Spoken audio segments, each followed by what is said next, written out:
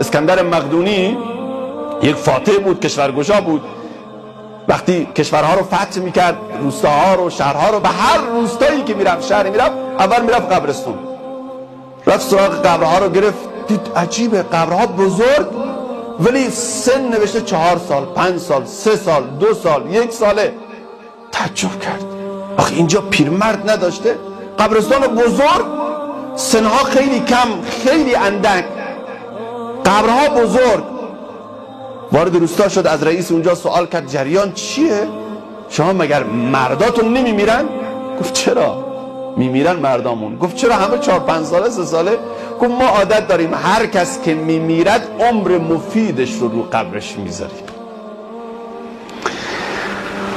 عمر مفیدش 3 سال بوده، 4 سال بوده، از 70 سال چه کرده واقعا؟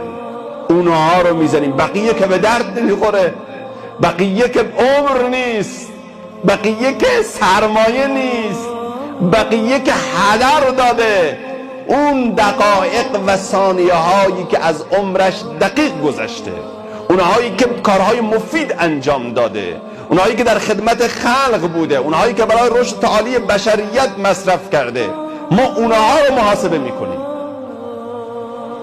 بنابراین بالاترینش 5 سال بیشتر نداشت. عمر مفید من و تو چقدره؟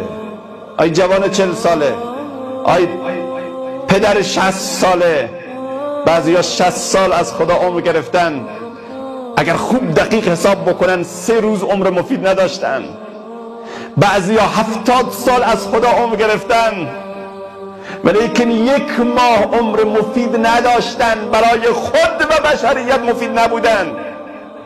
و چه بسا انسان هایی بودن امثال امام محمد غزالی 45 سال عمر کردن، 55 سال عمر کردن، ولیکن به اندازه 1000 سال اینها عمر مفید داشتند. امام ابو حنیفه رحمت الله علیه، امام شافعی و برخی بزرگان ما، اینها نمیشه گفت 70-80 سال عمر کردن، عمر اونها بی نهایته. امام نووی 40 سال عمر داشتن، کلا 40 سال، ولیکن هنوز که هنوز هست میگن میفرماید امام نووی، گویا هنوز زنده هستند. رسول الله صلی الله علیه و سلم چنین میفرماید. آیا واقعا و به راستی رسول خدا 63 سال عمر کردن؟ من این باور رو ندارم. بله، جسمشون 63 سال، ولی فکرشون، آرمانشون، اندیششون، ایدئولوژیشون سالها، هزاران سال زنده هست و زنده خواهد ماند. این نکته بسیار مهمی است. چرا ما طوری زندگی میکنیم که روز قیامت از ما سوال بکنه که چه کردید؟ عمر مفید چند سال هست؟ هیچی نداشته باشیم، فقط از خوردن و از آشامیدن و پوشیدن و شهوترانی و همین هست.